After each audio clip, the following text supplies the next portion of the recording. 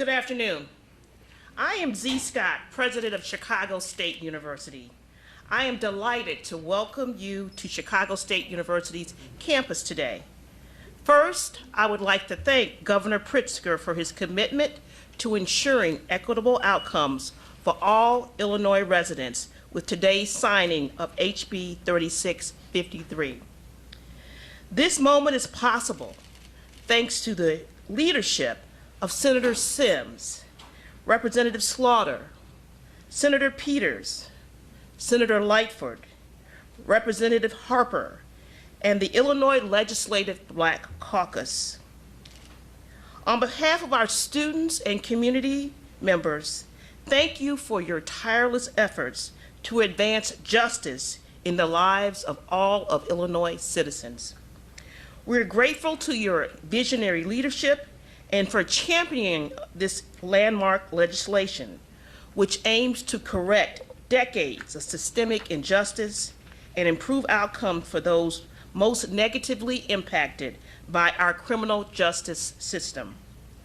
We know that in order to achieve a robust and full and inclusive Illinois, we must be intentional, and the time is now. The role of education in criminal justice reform and economic equity cannot be overstated at this moment. Here at Chicago State, we remain committed to our mission of ensuring that all Illinois residents have the opportunity to access, successfully navigate, and complete a high-quality educational experience that places them on the path to fulfilling and family-sustaining careers. We thank each of you and our legislative leaders for your steadfast and unwavering commitment to this university. That includes fully funding capital projects that will ensure the health and safety of our campus, providing a world-class healthcare simulation lab for our students in the health professions, and providing grant funding through DCEO to complete our campus child care center. Again, we welcome Governor Pritzker and members of the Illinois General Assembly and each of you to Chicago State University, and we stand ready to serve as partners in the work to come. With this, I will introduce you to our governor, Governor J.B. Pritzker.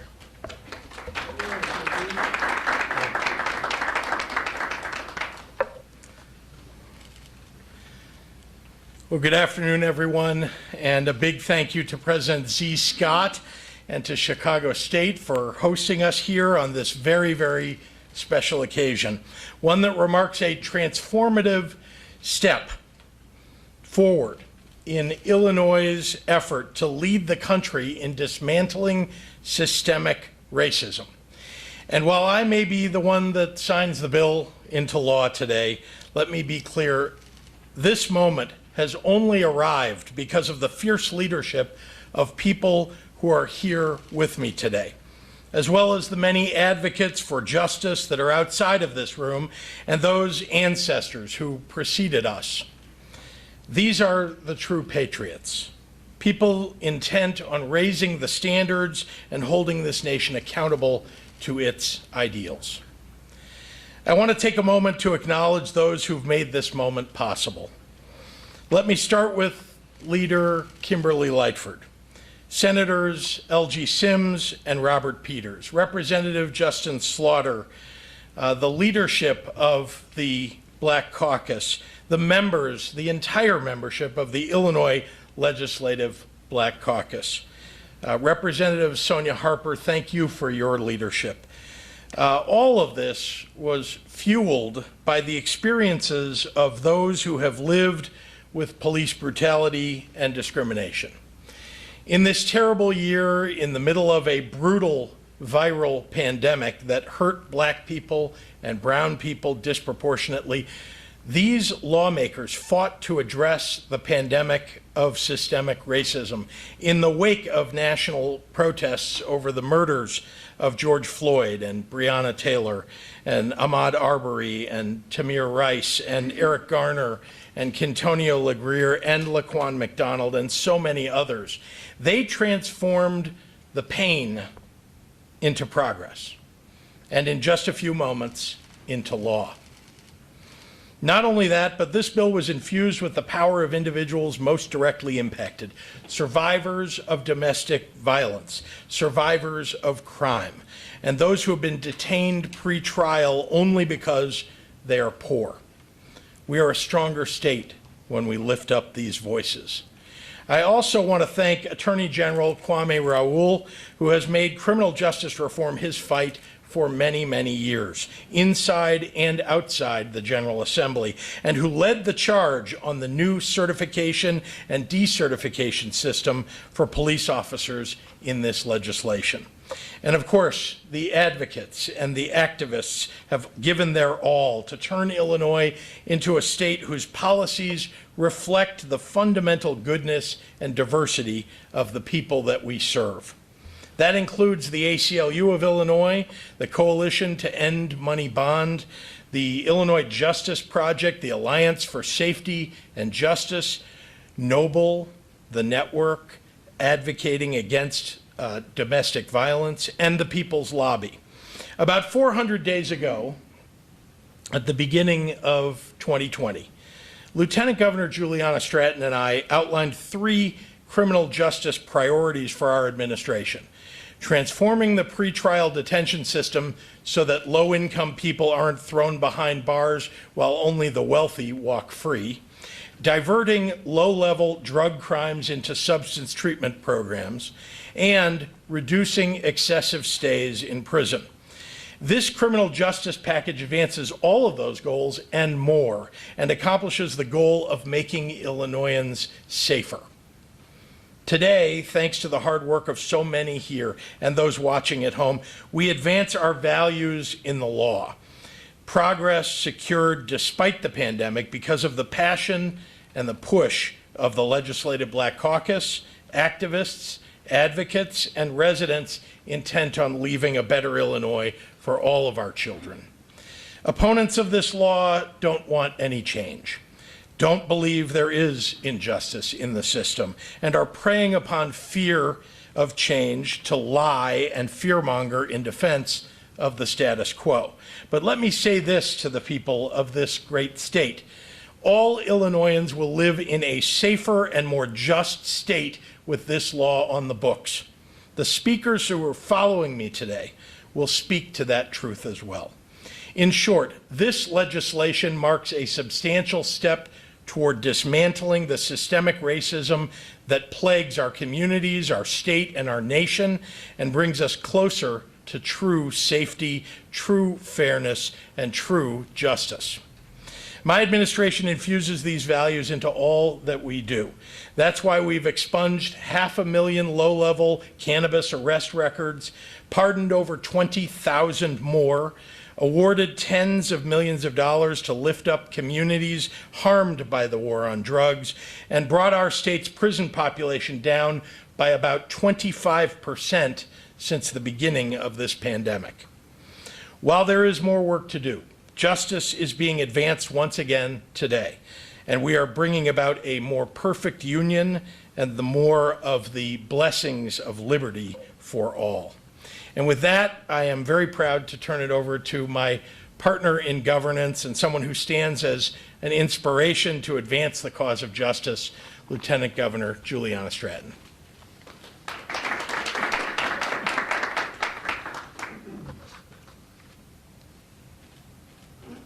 Good afternoon. First, to Governor Pritzker, every day I am so grateful to stand with you and work in partnership with you as you lead the great state of Illinois.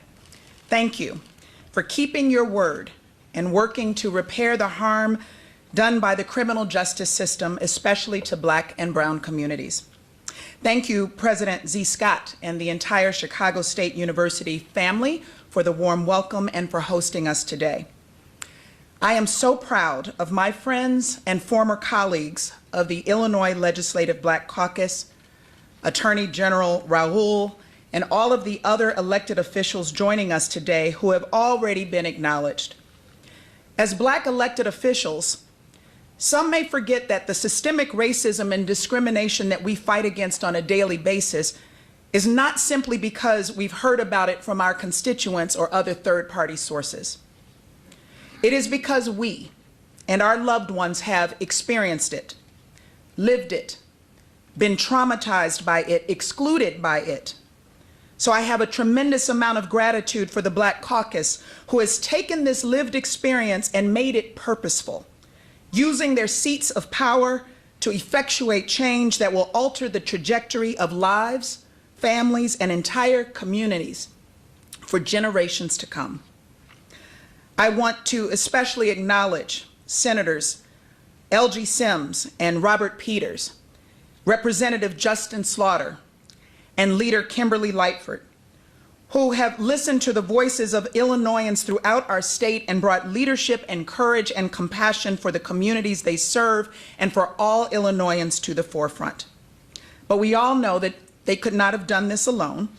Thank you to the advocates and leaders from communities throughout Illinois, some of whom are here today, who have been pushing and organizing and challenging and educating for years, decades even, to get us to this moment. You never wavered. Well done. As you know, it's February, and we're celebrating Black History Month. Black history is about monumental moments and movements that serve as catalysts for change. Today is both. I've come to realize that one of the best ways to celebrate Black history is by doing everything that we can to protect Black futures. And House Bill 3653 aims to do just that. You see, the history makers that we celebrate this month did not become Black history makers by standing on the sidelines or by protecting the status quo. They didn't become Black history makers by giving more weight to the voices of their critics than they did the voices of their communities. The fact of the matter is that most people who say, wait for justice, have never been on the receiving end of injustice. Because if you've been on the receiving end of injustice, or your community historically finds itself experiencing injustice, then you become well aware of what Dr. King meant when he spoke of the fierce urgency of now. Justice cannot wait. And I love the words of Fannie Lou Hamer, who said it best when she said, "We are sick and tired of being sick and tired." It's past time to begin repairing the disproportionate harm that's been done to Black communities by the criminal justice system that for far too many has brought anything but justice. It's time to look at criminal justice policy through an equity lens and tell the truth about how systemic racism has caused Black people to have disproportionate contact with policing, jails, and prisons rather than with entrepreneurship, post-secondary education, and economic opportunities. As the governor said, we have heard from communities who have told us that they are over-policed and under-resourced. They've told us about being in a constant state of trauma, yet living in communities with little to no access to mental health resources. They told us about the accessibility of drugs and guns, but the flagrant inaccessibility of jobs and opportunity. And yes, they told us of the desire to have what every Illinoisan desires and deserves, to live in a safe and healthy community. We absolutely must protect public safety. And to be clear, that is the priority of this administration. But we must stop criminalizing being poor. Justice simply cannot wait, and I look forward to working alongside Governor Pritzker, the Illinois Legislative Black Caucus, members of law enforcement, and community stakeholders to ensure that the letter and spirit of House Bill 3653 is brought to life. The time has come.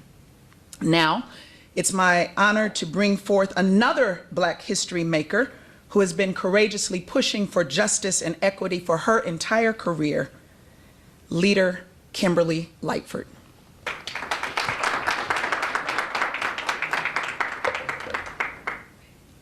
Good afternoon. Thank you so much, Lieutenant Governor Stratton, for the introduction and for your fearless work. I am so honored to be here today to witness God's given vision to me that led to this historic legislation to be signed into law by our governor. It's a moment I know I will never forget. Thank you to the Illinois Legislative Black Caucus family for believing in me as we worked vigorously as a team especially the pillar co-chairs, Senator Sims and Representative Slaughter. It's a moment that in many ways has been years in the making, but can also be traced directly back to last spring, when hundreds of thousands of people flooded the streets across the country in big cities and small towns to protest the murder of George Floyd. The inequities in our country had already been exposed for months as the COVID pandemic raged, disproportionately killing Black and brown Americans. But in the wake of George Floyd's murder, something else happened altogether. Those 8 minutes and 46 seconds caused a national awakening, shining the brightest of spotlights on the invisible sin of systemic racism that is embedded in our systems of government and in our laws. I remember joining a protest past June and witnessing something I had never experienced before. There were far more people demanding that Black Lives Matter than those who looked like me. That's when I knew this moment was different. And leading the Black Caucus at that time, I knew that as a caucus, we had to seize this moment together. So that is when the Black Caucus went to work. We committed ourselves to a 4-day Zoom retreat back in July, where we brought in policy experts on systemic racism to help us dive into roots and the causes and to help us shape a blueprint of what we could do as policymakers to drive change for Black people, to have an opportunity, just a simple opportunity to reach our fullest potential, and of course, to rid Illinois of this sinful, invisible act of racism. We left that retreat with 4 pillars that would define our work moving forward: criminal justice reform, violence reduction, and police accountability, education and workforce development, economic access, equity and opportunity, and healthcare and human services. We also left united as a caucus in ways that we've never been before, united in the belief that we could change the course of history. With those pillars in place, we held 32 subject matter hearings in full collaboration with our colleagues on both sides of the aisle and in both chambers. Also with law enforcement, state agency, and advocacy groups. Over 120 hours of expert testimony gathered and used in the following weeks and months to create legislation that it eventually introduced in January session. Thank you to all of our colleagues who had courage to stand up for justice for all and voted in favor of this legislation, who put their trust and faith in us, knowing it was the right thing to do for our state and for all future generations who will consider Illinois their home. The tragedies of this last year could have just beaten us down, left us hopeless and defeated, but we did not let it. We leveraged it to create real change, to create a better future for our children and our grandchildren. This moment is a hopeful moment, and I am so proud and grateful to be a part of it. And of course, thank you, Governor Pritzker, for signing this bill and for believing in our power to make change. And on behalf of our constituents and our communities, we are so grateful. And now I'd like to turn it over to another sister who's been in the fight for justice for a very long time, our Illinois House of Representatives President Pro Tem, Representative Jehan Gordon Booth.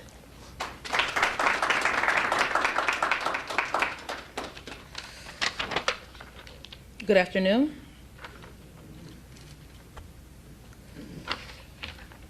My family, like so many families across this state and across this nation, has experienced victimization of crime and the victimization of a system that often renders justice unequally. First and foremost, in everything that I do, in my responsibility as a legislator, I'm a mother first. I am also a person who believes deeply, deeply in both our personal responsibilities to one another and the possibility of redemption. And what I know is that this criminal justice system hasn't done the job of keeping us safe. That is the most important job of the criminal justice system, and that is to keep us safe, and it has not done that. It's prevented far too many people from getting the supports that they need from all walks of life, from having the ability to securing a job, to securing housing, and getting the necessary mental health supports that are so critically important to build back their lives better. It is my deepest hope that this legislation, in part of a constellation of reforms that we are enacting in our state, will ensure that we are making Illinois stronger and safer and more prosperous for all Illinoisans. I am so proud to stand here today in support of this legislation, of this historic legislation, with Governor Pritzker, Lieutenant Governor Stratton, Attorney General Raoul, Senator Sims, Senator Peters, Majority Leader Lightford, Representative Slaughter, as well as Representative Harper. We could not do this without the support of our brothers and sisters in the Illinois Legislative Black Caucus. We thank you for your steadfast commitment to the issues of justice and equity. We also thank our colleagues, again, as Leader Lightford stated, for standing with us and doing what was right on behalf of all Illinoisans across this state. We know that this particular piece of policy will ensure that Illinois is safer and fairer for all. With that stated, I want to bring to the dais none other than House Chairwoman Sonia Harper.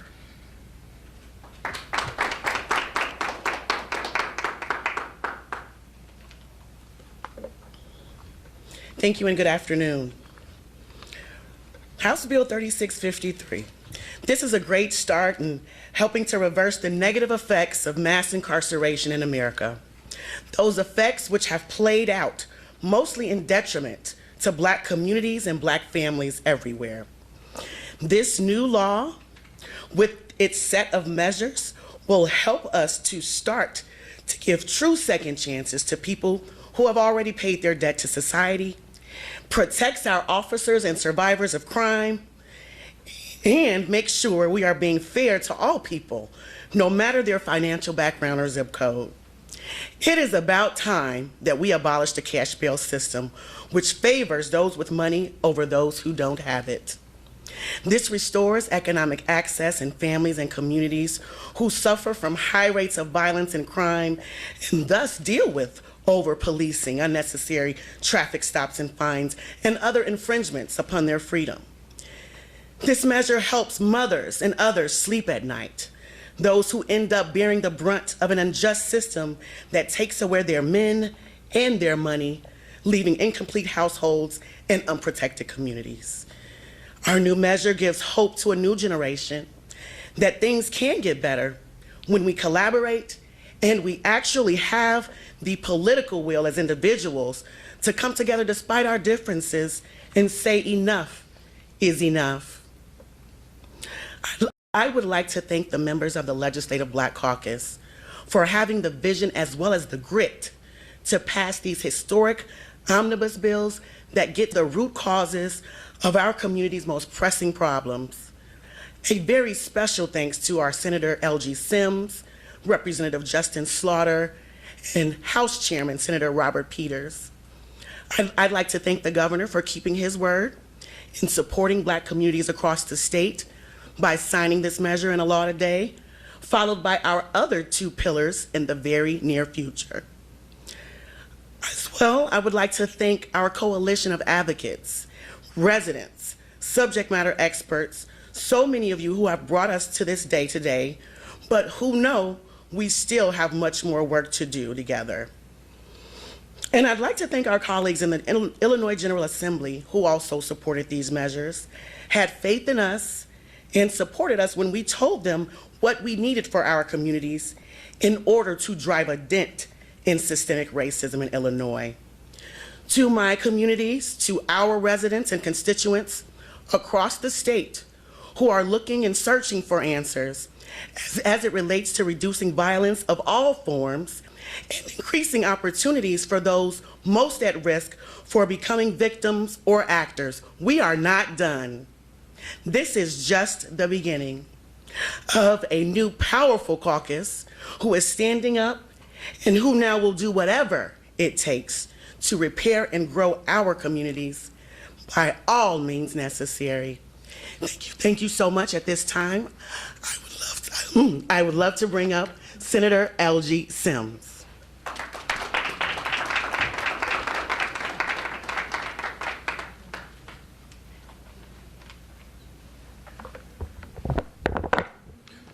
Thank you, Chairwoman Harper. It is my distinct honor and privilege to welcome you here to the 17th District. Let me also acknowledge my two partners, Representatives Smith and Evans, as we welcome you to another great day here in the 17th District. First, let me thank President Scott and the entire Chicago State University family for their tremendous hospitality and your making the accommodations very welcoming here for us today. But I've also got to make a few other thank yous, so please bear with me. I've got to thank the amazing First Lady of the 17th District who's joined us here today, my wife, Siobhan Sims, who puts up with the tireless calls and the countless late meetings, who's been my strongest supporter, is my partner and best friend. But I've also got to thank my partners in progress, Representatives Slaughter and Peters. Without their support and advocacy and us coming together on countless calls and meetings, this would not have happened. But I've also got to thank Senate President Don Harmon, who stood up and stood with us as we made sure that we were able to create a more safe and just Illinois. To the entire Legislative Black Caucus. We have talked about the caucus and the work that's been done, but the support of the vision, the advocacy for our communities, and never losing sight of the goal. And it cannot be understated, the leadership of our immediate past Joint Caucus Chairwoman, Majority Leader Kimberly A. Lightford, for having the vision to stand up in a moment of opportunity, but a moment of challenge, and challenging us to be better. And our new Joint Caucus Chairwoman, Representative Sonia Harper, who continues to push the caucus to greater heights. But I have also got to thank an individual in this room who, without them, House Bill 3653 simply would not have happened. Ashley Jenkins Jordan.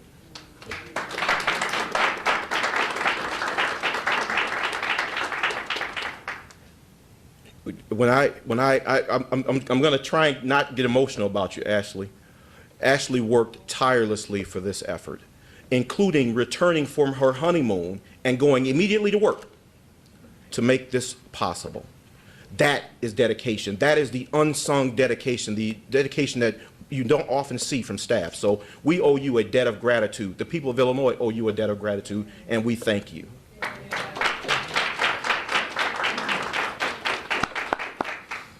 My entire district office team, Sharon, Earl, Chelsea, Ken, AJ, Krista, for fielding the calls, scheduling meetings, and always making sure we do what's best for the people of the 17th District. Attorney General Kwame Raoul, my partner in this and so many other reform efforts. My former roommate, the incomparable Lieutenant Governor Juliana Stratton.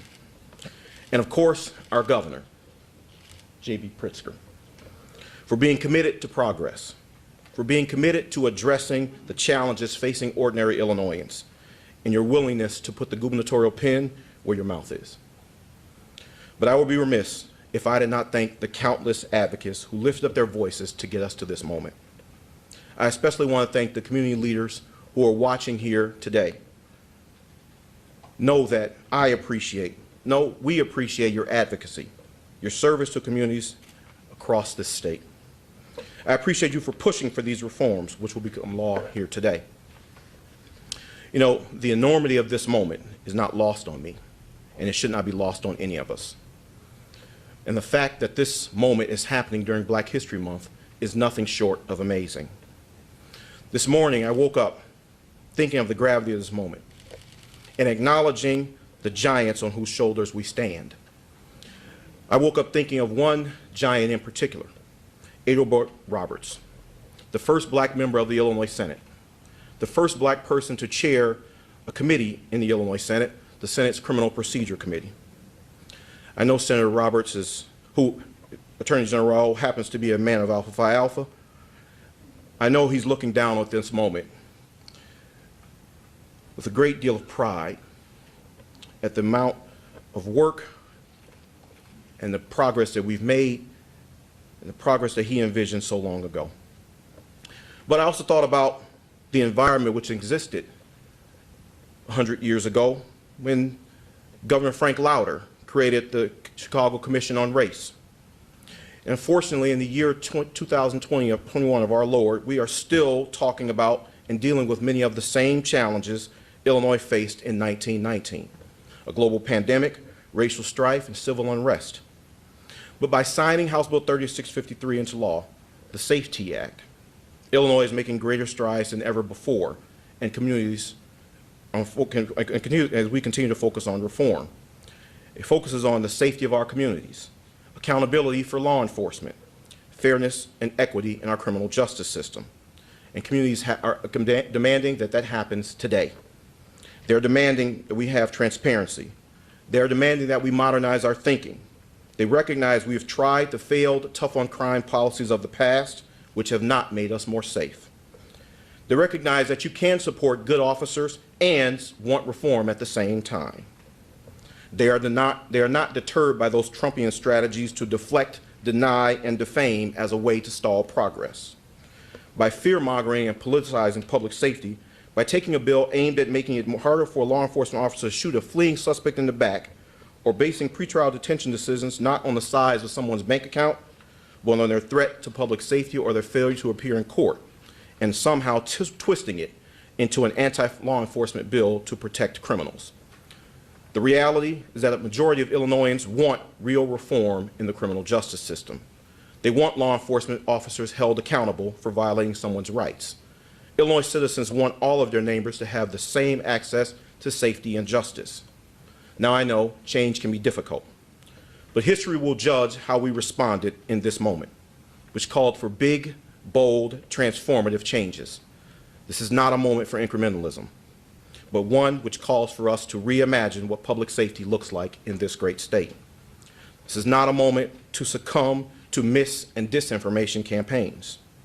If we were to allow these false narratives to drive our policies, or give credence to the false claims that these changes are happening too fast, nothing would ever change. Not only do we owe it to past Illinoisans, but also to future generations who will look back on how we responded to this tremendous opportunity to bring equity and safety and justice to all Illinoisans. The SAFE-T Act is not just about who we are as Illinoisans, but who we strive to be. I want to leave you with some words from the late, great Congressman John Lewis. When you see something that is not right, not fair, not just, you have to speak up. You have to say something. You have to do something.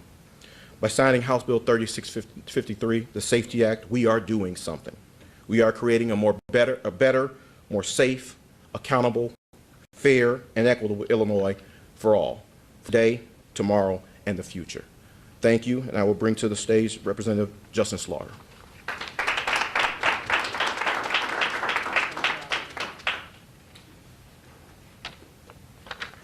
Good afternoon. I am State Rep Justin Slaughter of the 27th District, representing the far south side of Chicago and the southwest Cook County suburbs. House sponsor of HB 3653. President Z, thank you so much for hosting us today. I first want to start off just by commending and thanking Governor Pritzker and my former suite mate, Lieutenant Governor Stratton, for their steadfast commitment to criminal justice reform. Governor, this is not your first CJR bill that you're signing. I have a good feeling that this won't be your last. We are proud of your efforts and grateful for your dedication to eradicate systemic racism in the state of Illinois. Thank you, Mr. Governor. It's only fitting that we sign this bill in Black History Month. It's our history that gives us the inspiration to do this work. When you think of the sacrifices that Black America has been through, whether it's Harriet Tubman and the Underground Railroad, Dred Scott, our Jim Crow laws, the Civil Rights Movement, the war on drugs, the Rodney King riots, all the way to our present day prison industrial complex. It's our legacy of sacrifices, our legacy of resilience and perseverance that give us the strength, the resolve, and the determination to continue fighting for change. I think we know what time it is. Some of you may not. Leader Lightford, what time is it? Protest to progress. From protest to progress. It is time that we go from protest to progress. We are going from protest to progress. We are going from protesting, coming together collectively for one cause, to signing a bill. We are going from protest to bringing fairness and equity to a criminal justice system that is rooted in racism. Make no mistake about it, this movement is about you, the people. You are the reason that we took this movement to the next level. When you think about last summer, what was going on locally and nationally, there was a call for action, a call for change. We were reminded that this is a government of the people, by the people, and for the people. Today, the Illinois Legislative Black Caucus answers the call. We answer the call with the most comprehensive criminal justice reform bill in the country. And yes, you've heard me say it before, we can march together, we can protest together, but we also can and will impact policy together. You can be involved in the legislative process. When we look at the race disparities in our system and the disproportionate impact on the Black community, it was imperative that we put forth a bold and transformative initiative. What did we do? On policing, where so many Blacks are victims of police brutality and misconduct, we put forth a 7-point framework, a 7-component framework that addresses crisis intervention, use of force, transparency, accountability, oversight and enforcement, detainment, and officer wellness. On mass incarceration in a state where Blacks make up 14% of the population, but routinely 50 to 60% of our prison population, with this bill, we take aim at our overly punitive sentencing policies. We provide more judicial discretion for mandatory minimums. We offer alternatives to custody. And of course, and we're going to be saying it over and over again, we end our unfair cash bail system, a system that relies on one's financial ability or inability to post bond, but will emerge with something that is more comprehensive, that truly looks at if the individual is a threat to the community or a concern that he or she will not appear for their hearing. The Safety Act also has a host of prison reforms, most notably modernizing our sentencing credit program and ending prison gerrymandering. These reforms needed to happen. Criminal justice reform cannot wait. The fierce urgency of now is ever so fitting. Like Senator Sims, hard to not get choked up when we talk about the staff. Ashley Jenkins is in the room. I want to give a big shout out to James Hartman, Aluchi Ifebi. Tireless effort, literally tireless effort, nonstop. She answered my call on her honeymoon. We certainly want to recognize all of our colleagues that voted for this bill that are not part of the Black Caucus. We appreciate you. We love you. Thank you for understanding that Black lives do matter. And to the advocates and the activists, this is for you. As legislators, we're honored, privileged to work alongside of you. You are the real, true heroes. And to the Black community, oh yeah, it's a new day, a new chapter. The healing starts now. 400 years of slavery did not break us. It only made us stronger. We picked up, together we picked up the bloodstained banner.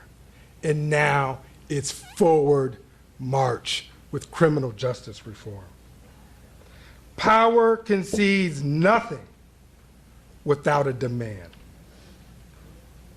Together, we are done asking, requesting, begging. Together, this is our demand. Together, we will rise. Together, we will go from protest to progress. Thank you so very much. God bless you. It gives me the honor to introduce my colleague, Chairman of the Senate Public Safety Committee, Senate Chair of the Black Caucus. I'm impressed with his tenacity, his passion.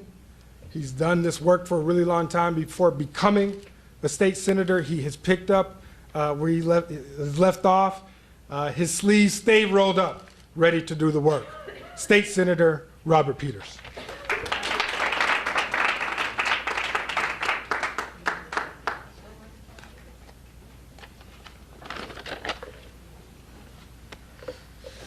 What an introduction. I'm State Senator Robert Peters of the 13th District. Let me first say this is personal for me. I was forced into adoption due to the war on drugs and my biological mother's addiction. I grew up with an adopted father who was a civil rights lawyer and argued in the Supreme Court against police misconduct. In 2016, as an organizer, alongside then State Rep Christian Mitchell, who's now Deputy Governor, with the People's Lobby, I joined a group of organizations to form the End Money Bond Coalition. I want to thank the Illinois Legislative Black Caucus, Senator Sims, Representative Slaughter, and the Governor. This is a historic achievement. This is a testament to a coalition, and this is a testament to organizing. To Ashley Jenkins, and Erica Tremble, and all the staff who put up with me, thank you. And most importantly, to all the organizers, advocates, and community members who are watching this. We did this. You did this. The status quo isn't working. It just isn't. We're ending a system of cash bond that stands at the intersection of race, class, and gender. Cash bond says if you are poor, then you get a lower tier of safety. If you are poor and black, you get an even lower tier of safety. If you're poor, black, and a woman, you get an even lower tier of public safety. Wealth-based detention will be gone in Illinois by 2023. This bill is a comprehensive improvement on the status quo. We've improved victim services, crime survivor trauma support services, use of force standards, and police accountability. We know that safety isn't the Jason Van Dykes roaming our streets. Safety isn't knowing what 8 minutes and 46 seconds means. Safety isn't knowing what say her name means. Safety would mean George Floyd, Breonna Taylor, Laquan McDonald, Rekia Boyd, and sadly so many more would be with us today. Whether you live in Jacksonville, Illinois, or Chicago, Illinois, real safety and justice for all means a good public school in your neighborhood, a roof over our heads. It's our family and friends, especially on a birthday and a holiday. If you ever talk to anybody and you ask them, what's the safest time in their life? They tell you. It's that special moment. I will always remember when I was a kid and I was struggling to get by. I was at my public school. I was deaf. I had a speech impediment. It was a teacher and a vice principal who took me to the side and calmed me down. That was a safe moment. That was support. It's community, big and small. No matter the zip code, when it comes to our safety, all of that is the bare minimum. We are a beautiful state with beautiful people, and we have made history. We have made a historical step from Black Lives Matter yard signs to legislative action, and we must keep it up. We are in the midst of 3 crises: a public health crisis, an economic crisis, and a crisis with systemic racism, particularly in law enforcement. These crises don't tell us anything new, but they highlight long-standing failures. You heard it earlier. Frederick Douglass said, "Power concedes nothing without a demand." That statement isn't just a blank statement in history. He gave that speech after the abolition of slavery in the Caribbean. In order to create change, you have to make demands. You have to make bold demands. It's also important to remember in history that during the 1960s, Dr. King, the Dr. King we all know, polled at 17%. Because when you demand change, sometimes it's not the most popular, but it's definitely the most right.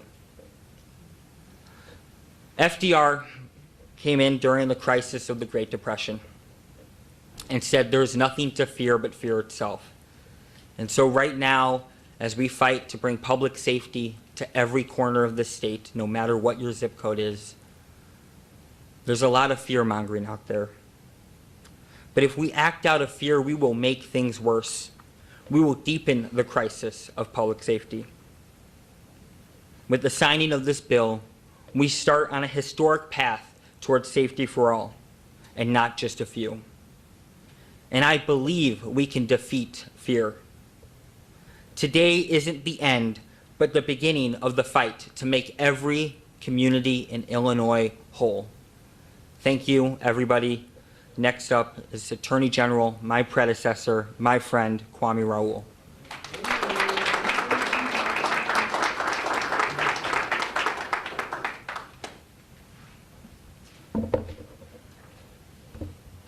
Good afternoon. Is it still afternoon? Senator Sims, I just want to make sure you all clarify your notes. He made reference and had my name close to Alpha Phi Alpha. I want to make clear you all know that I'm a distinguished member of Kappa Alpha Psi, not Alpha Phi Alpha. So a very important point.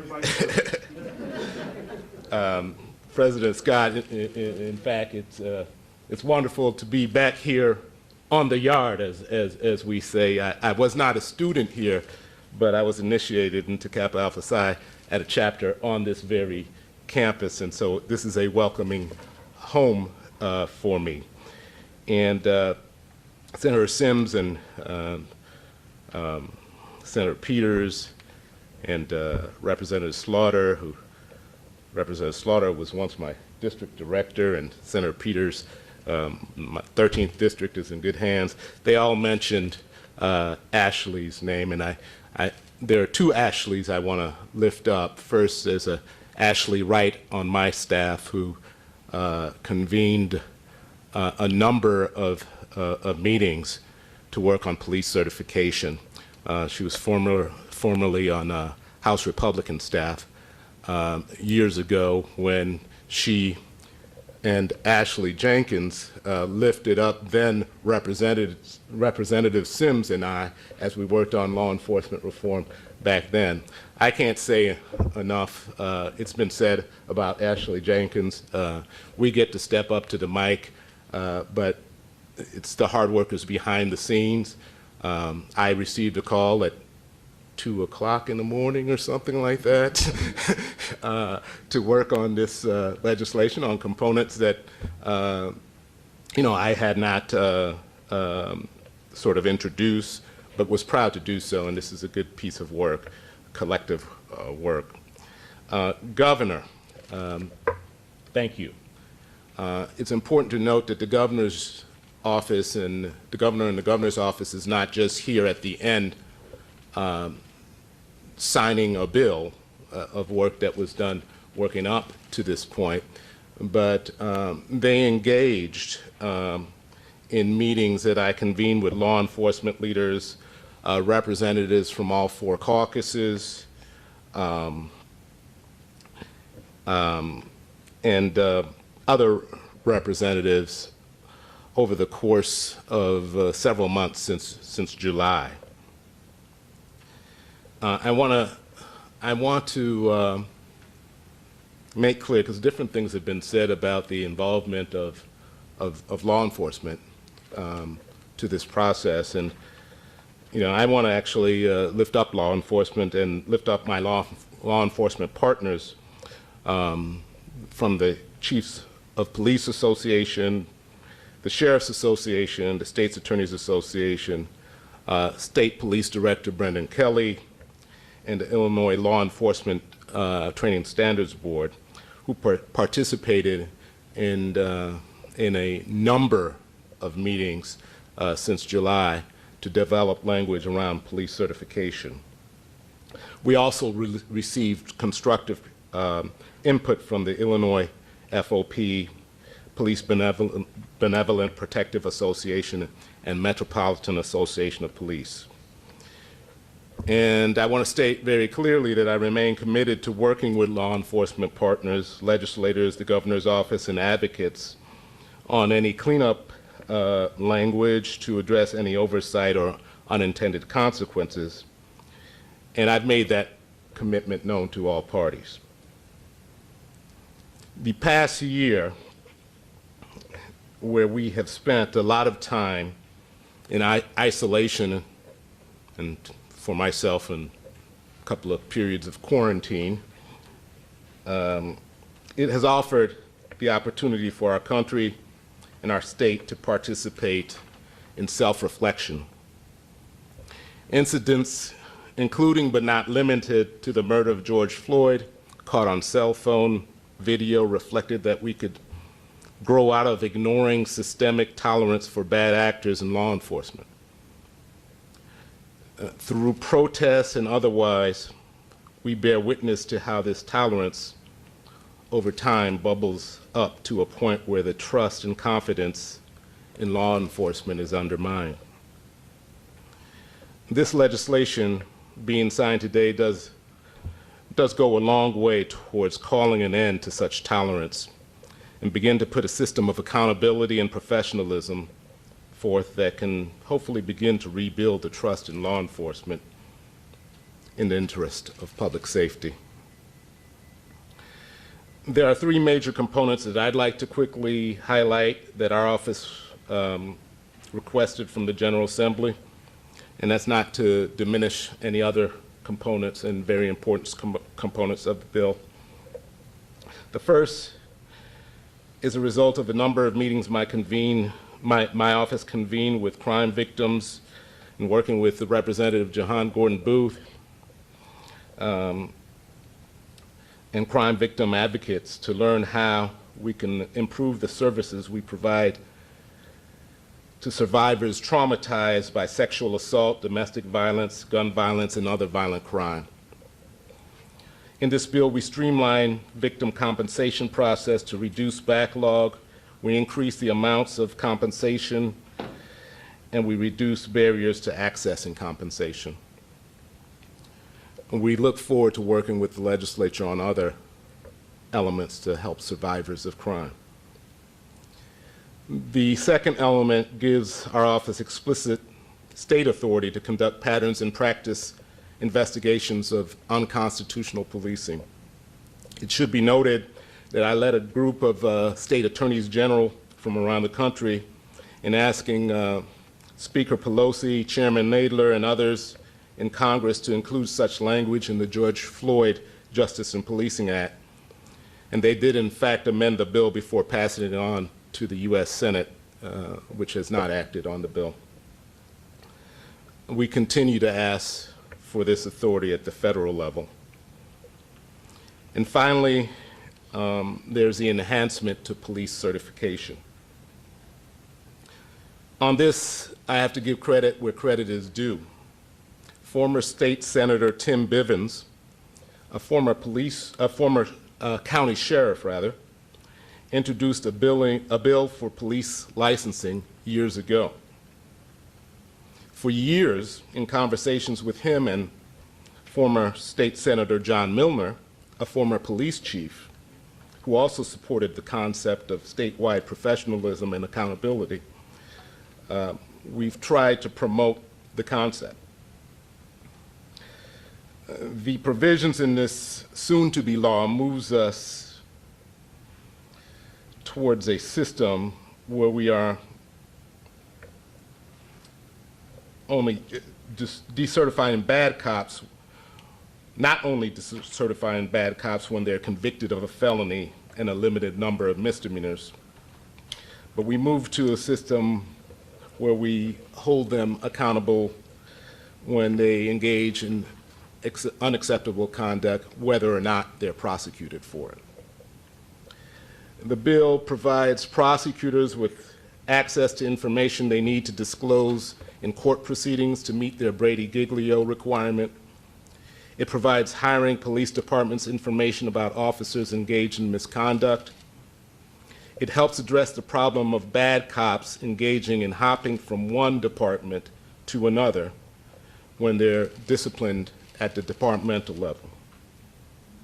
I have many police officers who are close personal friends, who detest the fact that bad cops stain the reputation of hardworking police officers who often take on unimaginable risks as they do their job to promote public safety. The ability of wls-tv to have discretion to decertify takes a major step towards accountability, consistent professionalism, and uplifting the reputation of the many hardworking law enforcement officers who do their job the correct way and put themselves at risk. Collectively, these three provisions, along with the other criminal justice reform provisions, move our state in the right direction. At this point, I have the opportunity to introduce a friend who I've long worked on criminal justice reform with, in the Illinois Justice Project, Sharon Mitchell.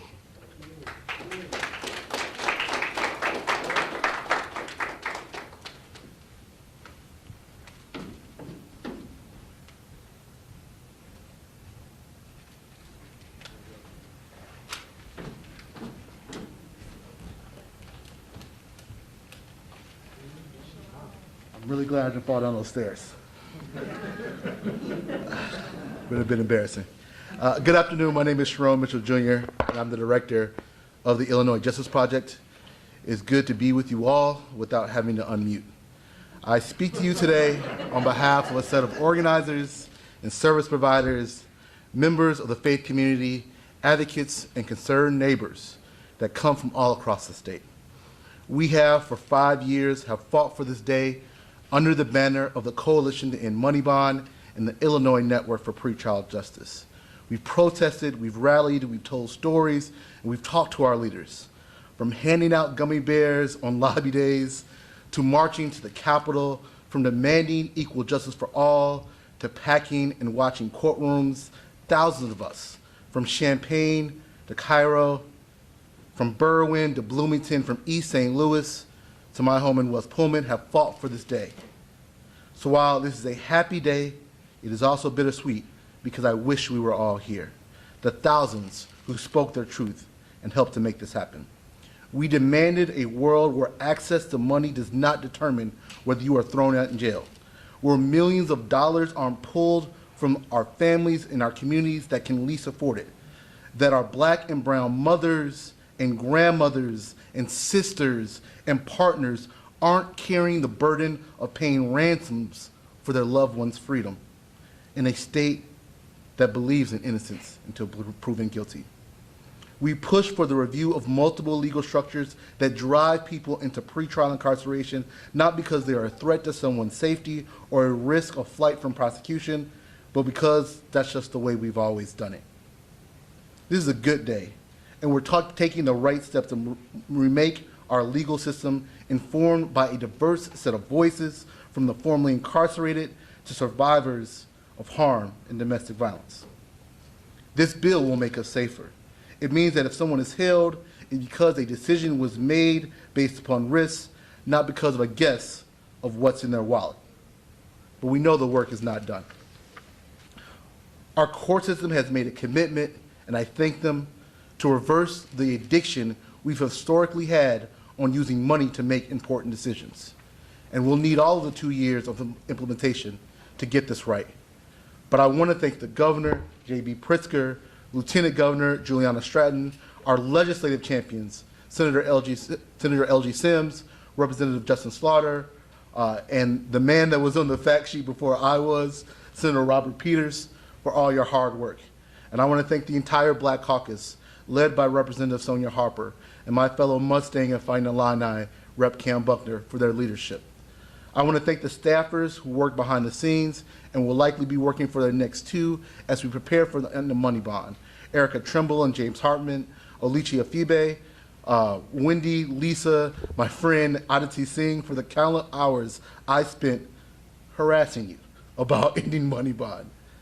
Big thanks to the folks who have championed this issue for years, like Deputy Governor Christian Mitchell, who was the sponsor of the original bill to end cash bond, President Tony Preckwinkle, who has been talking about these issues since before anyone I know. Simply put, we are grappling with the reality of the reality that those in jail are far more likely to plead guilty and far more likely to serve longer sentences than people who are similarly situated, but they are outside and enjoy pretrial freedom. And it's because of that reality we know that we cannot solve the issues of mass incarceration and wrongful conviction without addressing the problems at the front door of the court system. So I hope we continue to wash out all the bad policy and practices that we've built to punish, but ignored the need to rehabilitate and to provide fairness and justice, and to be careful with the awesome power of incarceration. So a big thanks to my family at ILJP, Paula Wolf, Gary Gatewood, Karina Lopez, Jim Bray, Jeannie Green, Beth Keifel, Shannon Bradford, and Paul Jones, and to the many friends who have left ILJP, including Eric Laudermilk and Quinn Rollins, and to my friends watching on Zoom at the Coalition, we did it.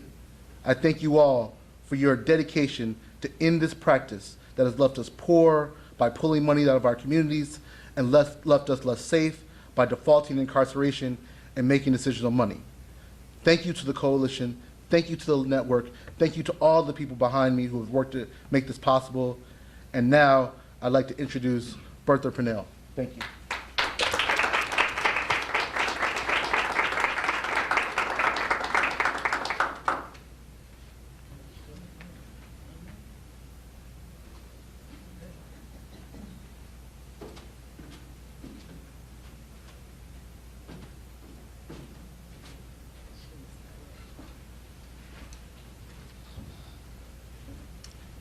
Thank you all. Thank you, thank you, thank you. Thank you, Governor Pritzker, Attorney General Kwame Raoul, the Legislative Black Caucus, and to all the survivors and advocates who made this day possible. My name is Bertha Purnell, and I am a crime survivor. I am a member of Crime Survivors for Safety and Justice. I know firsthand the trauma of losing a loved one, and I'm still on that long road to recovery, just like so many others here in Illinois. In 2017, I lost my youngest son, Maurice, to gun violence here in Chicago. That is why it is so important for me, as a survivor, as a mother, to join on this monumental day. For far too long, criminal justice has focused on over-incarceration rather than prevention, rehabilitation, and victim services. This bill changes that focus. It prioritizes rehabilitation and expands access to help most needed to victim services, so people like me can heal. That is why victims from community that has experienced the worst violence support this bill. It speaks to our needs and on the things that are most important to us as survivors. By increasing victim compensation and removing barriers to service, our communities now have the tools to lessen trauma and stop the cycle of violence. With these reforms, our voices have been heard, and we are confident that our communities will be made safer. The pain of my son's loss will never go away, but today, I am filled with hope about the lives that we can save with this law. On behalf of crime survivors across Illinois, I thank you, Governor Pritzker, Attorney General Raoul, the Legislative Black Caucus, and all the elected officials who recognize the urgency in our communities. Thank you, thank you, thank you.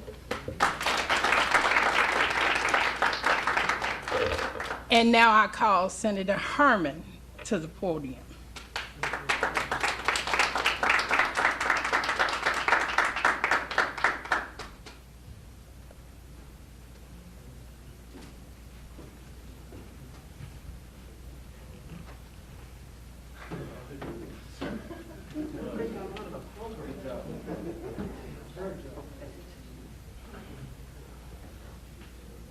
I didn't think I was on the program, Bertha, but thank you. I am here today simply to celebrate this landmark accomplishment and the tremendous work of the legislators and staff who made it happen.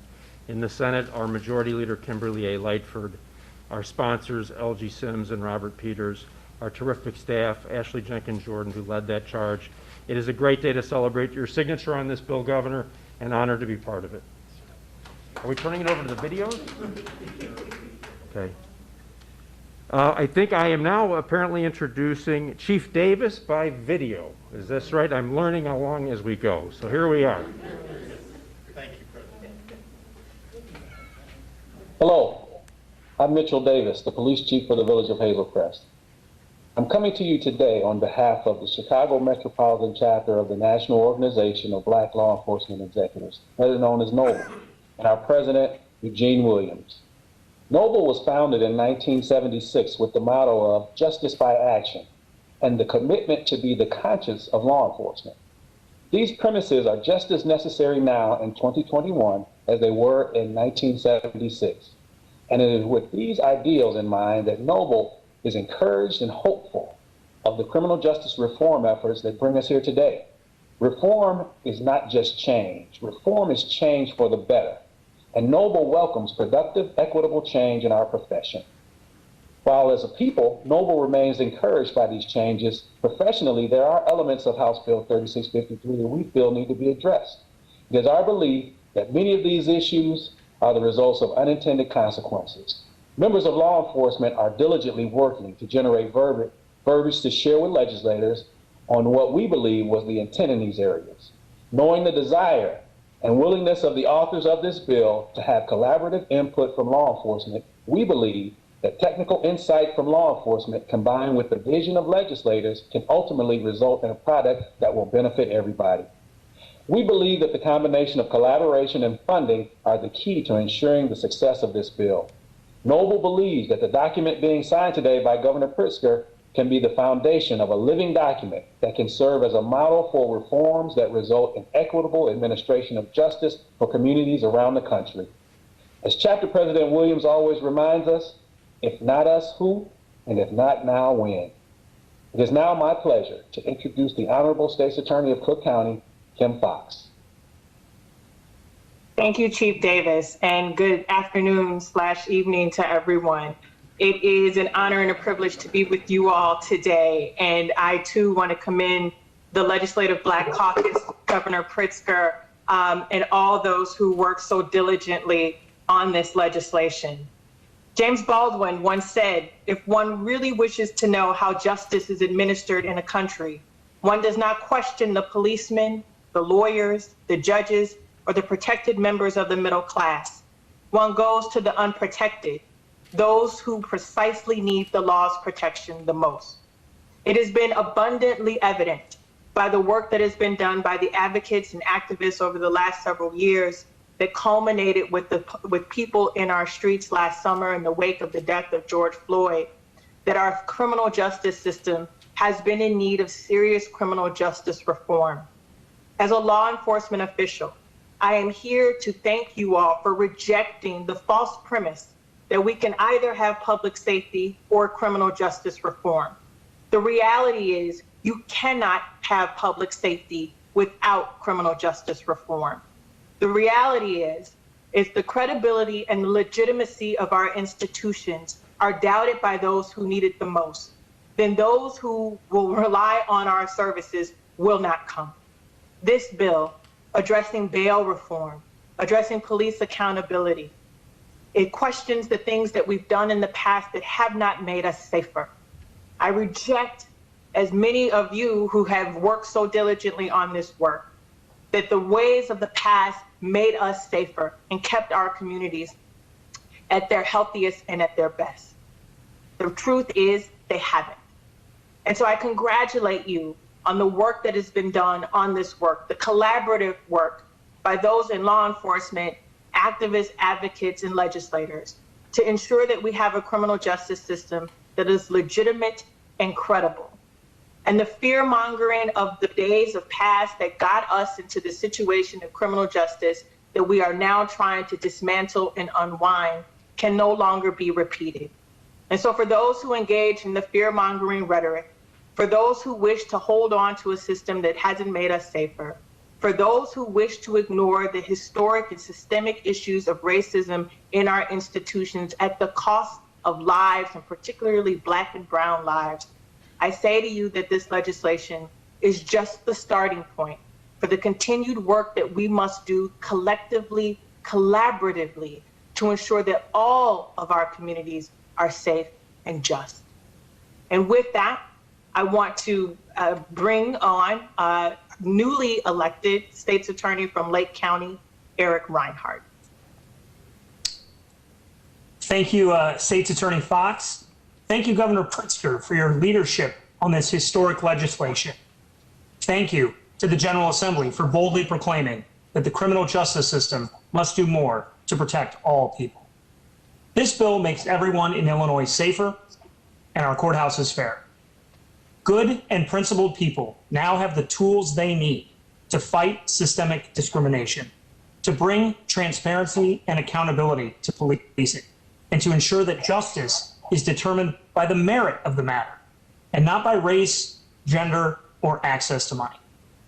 Critical to my support for this bill is that these reforms better protect victims from their abusers, because judges are now empowered to end the turnstile that releases those who would use their wealth to evade jail.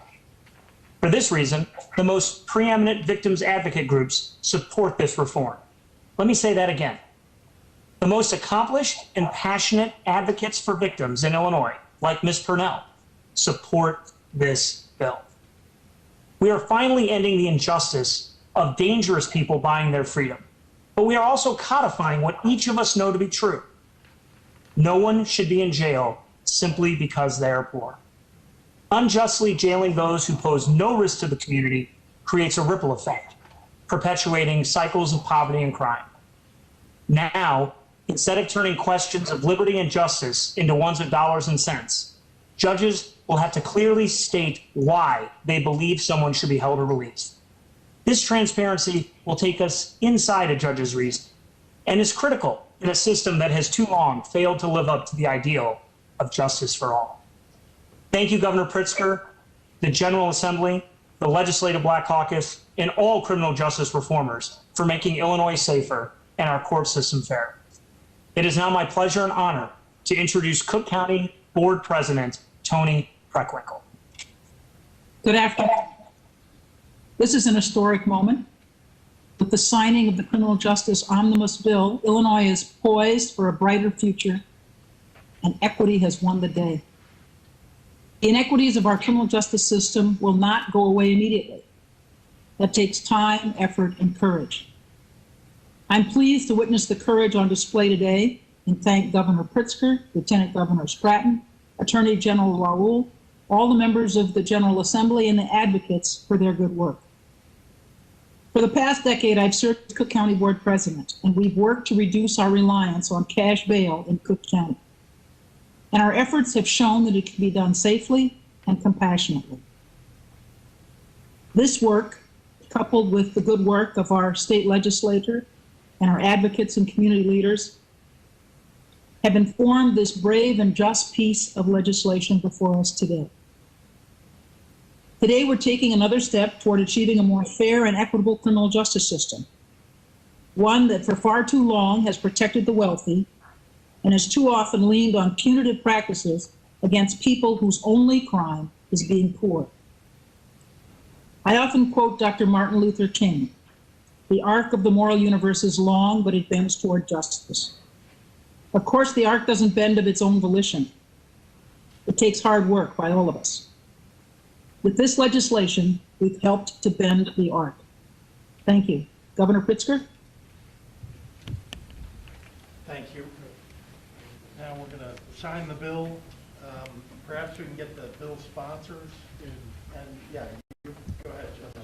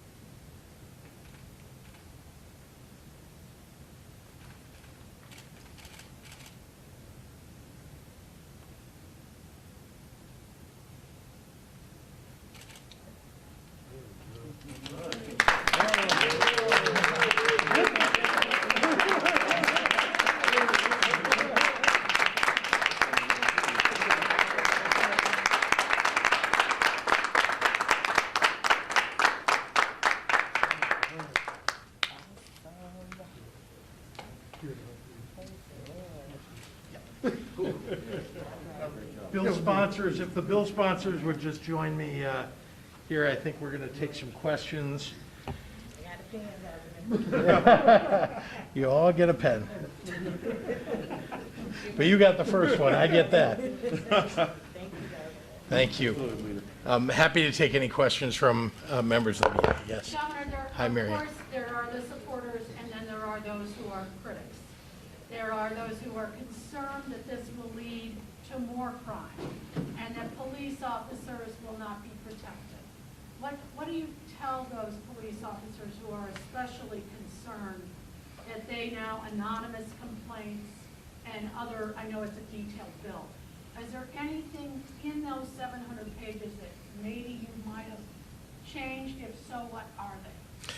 Well, you've asked several questions. I guess I'll begin by saying that this bill protects police officers. This bill codifies things that were not codified before to protect them. It also provides for funding for training, for mental health services.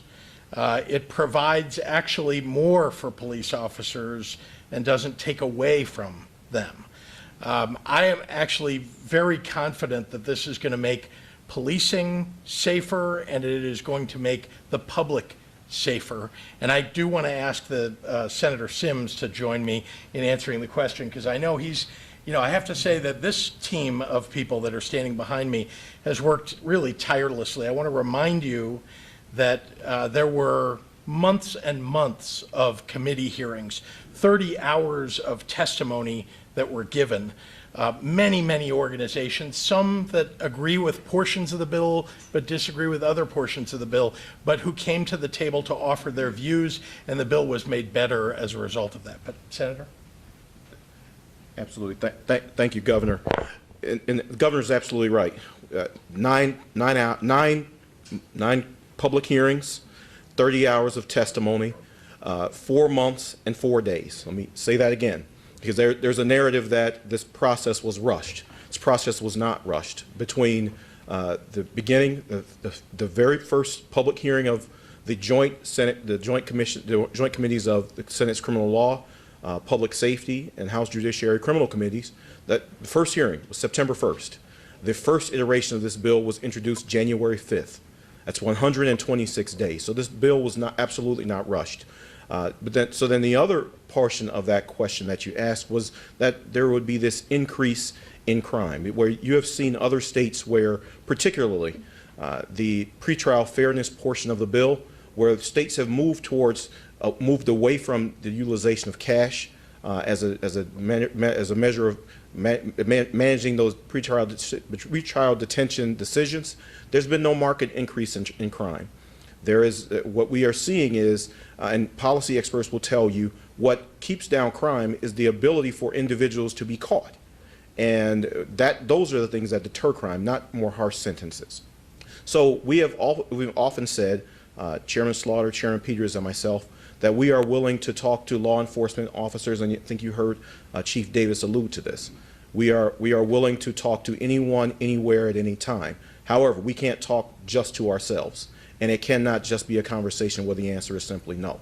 We want to have fruitful conversations with law enforcement, and we're willing to have them at any time. But to that point, the Law Enforcement Coalition put out a 15-point plan, and House Bill 3653, which is now the law of the land, includes many of those proposals that they sought. We will talk to law enforcement, and we've offered to do that, and we'll continue to do that, and we'll stand ready, willing, and able to do it. Governor Pritzker, a number of law enforcement officers we spoke with are pleased about certain things, expanded training. There's a number of things that they agree with. One point of contention was criminal records. If you're a criminal, you have a chance of getting your record expunged.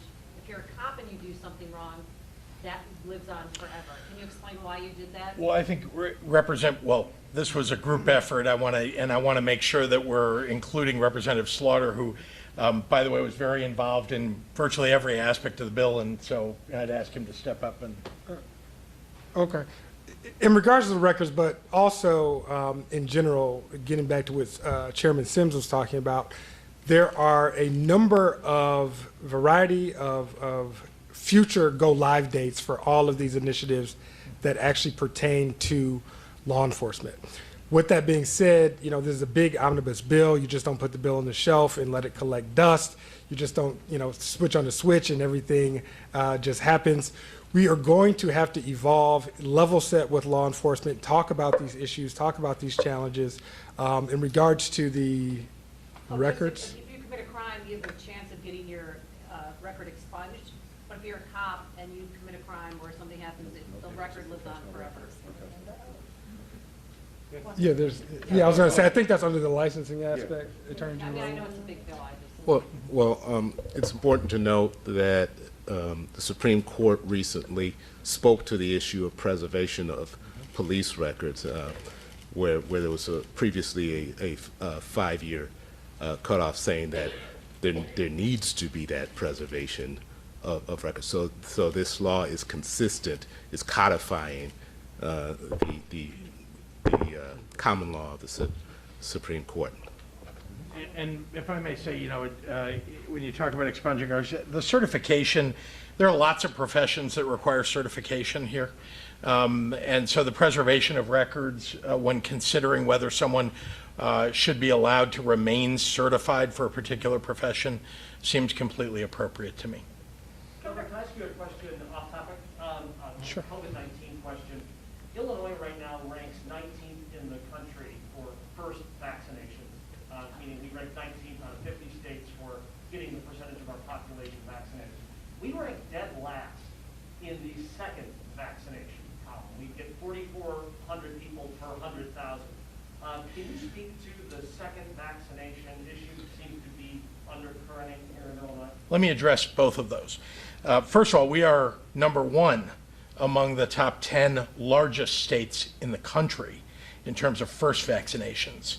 That is important to note because the complexities of a large state are much different than a state like South Dakota or West Virginia.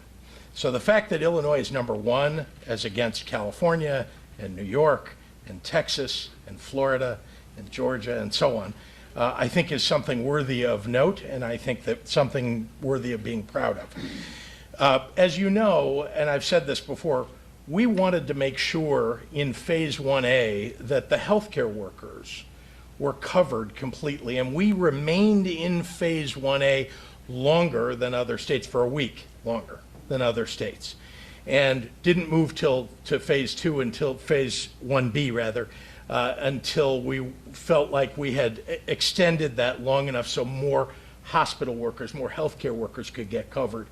The fact that we have all of those and that we're leading in terms of the first dose means that 3 to 4 weeks after those first doses are taken, people will be getting second doses. And so we're now, what do you know, in exactly that moment. In fact, you've heard some of the local health departments concerned that they're mostly getting second vaccine doses now. And there's a reason for that, and it's because now is the time, 3 to 4 weeks after we opened up Phase 1B. And that's what you're seeing now. But we're dead last in this category. Well, but once again, we waited one extra week because we wanted to make sure and cover healthcare workers. That's the earliest category that we had, along with our long-term care facilities. And so that's why you'll see now lots of second doses. Now, we saw a small delay last week because of weather nationally in the delivery of vaccines, but you are now going to see, and I think if you talk to local health departments, they're seeing many more second doses being delivered to them than they've seen before. Not to take away, but one more COVID.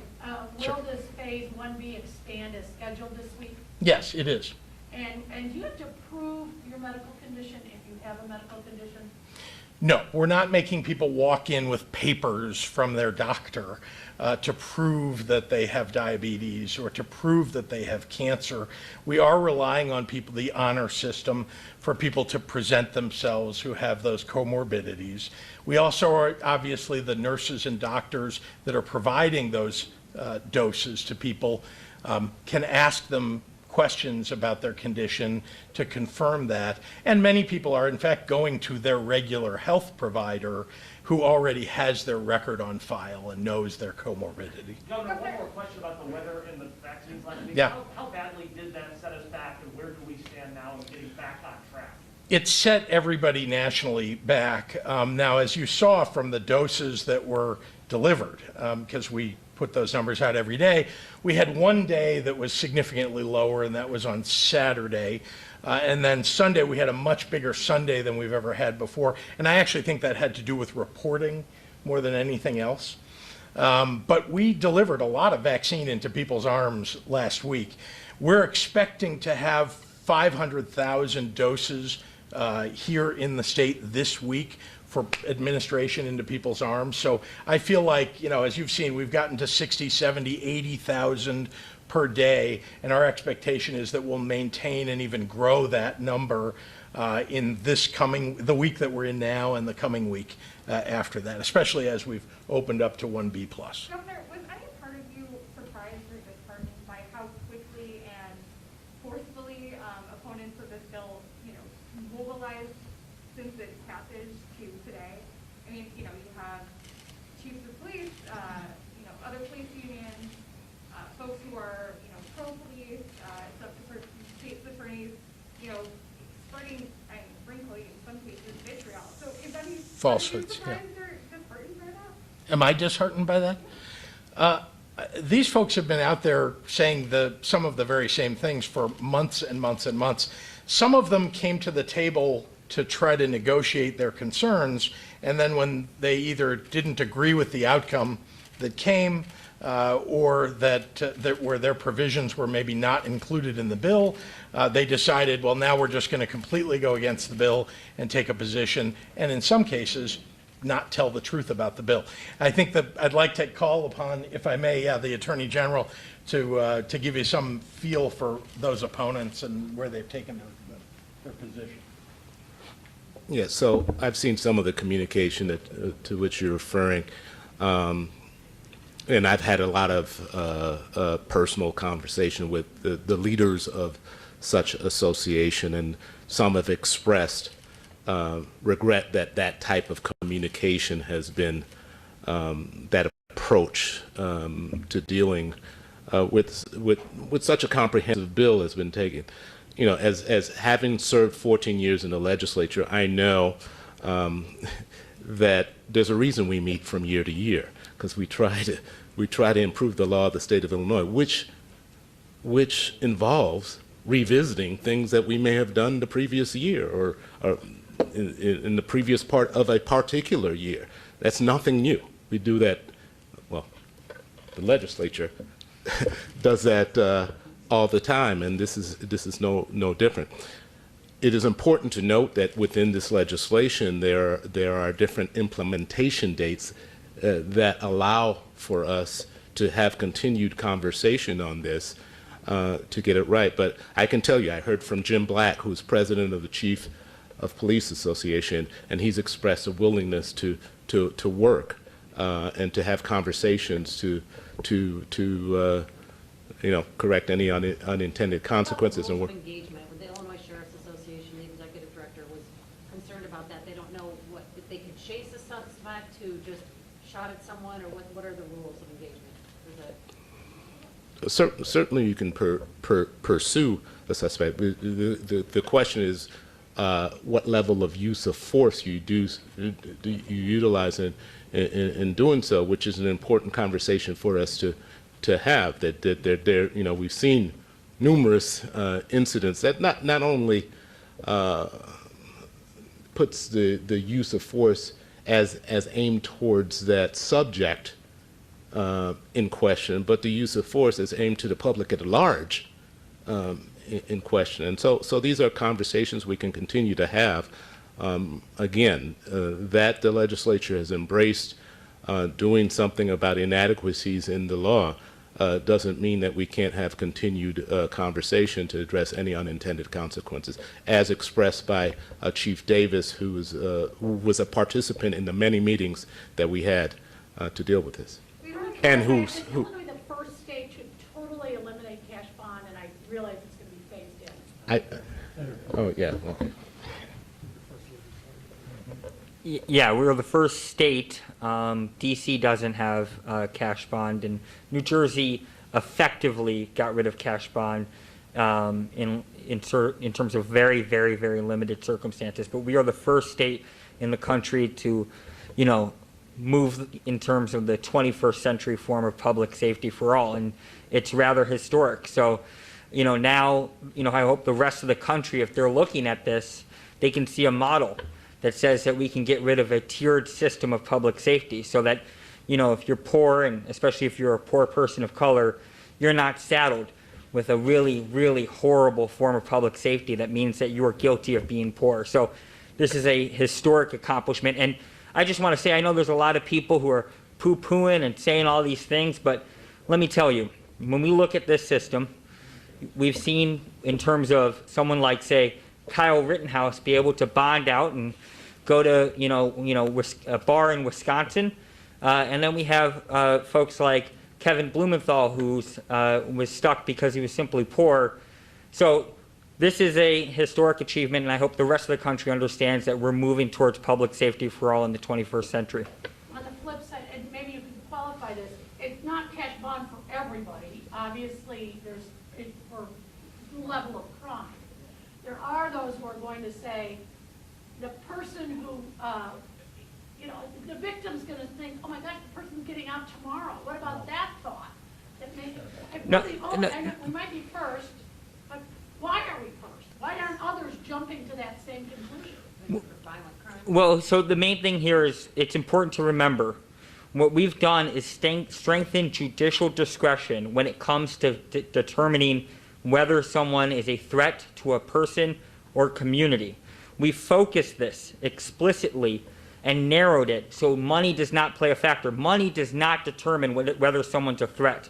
We focus this specifically on whether someone is a threat to a person or community. So, and what is historic about this piece of legislation that I need to point out is it is the Illinois Coalition Against Domestic Violence has stated this is criminal justice reform that puts survivor safety first. I repeat that one more time. The Illinois Coalition Against Domestic Violence have said that this is criminal justice reform that puts survivor safety first. So to anybody who's a survivor of any type of abuse, whether it's at home or another space, this especially ending cash bond and pretrial, was focused on your needs. That is something that we want everybody to know. Can you give us an example of when you would use a no cash bond? Like what kind of crime or misdemeanor, or what would it be? It could be, retail theft is a good example, but it's someone who, since we're abolishing cash bond, in general, it's the idea of someone who's not going to be a threat to a community or to a person. So. We've already heard from municipalities and police departments who, claim that there's a lot of things in this bill that are essentially unfunded mandates. And, there's been a decade of increased state contributions to the local government distributing a fund that goes back to municipalities. So I don't know, what do you think, A, that's a valid criticism, and B, what do you suggest that these municipalities do to burn on their budgets to comply with this? We included a number of provisions in the budget to, in fact, cover some of the costs that are associated with this bill. And I know that Representative Slaughter, Senator Sims, and I, and others will be working on making sure that we're addressing precisely that. We want to make sure that our police departments are able to implement this and have the funds that are necessary to do so. And, that they're following the rules that are being set out by this new legislation. All right, thanks, everyone. Thank you. Good job. Good job. Thank you. I appreciate you. Well done.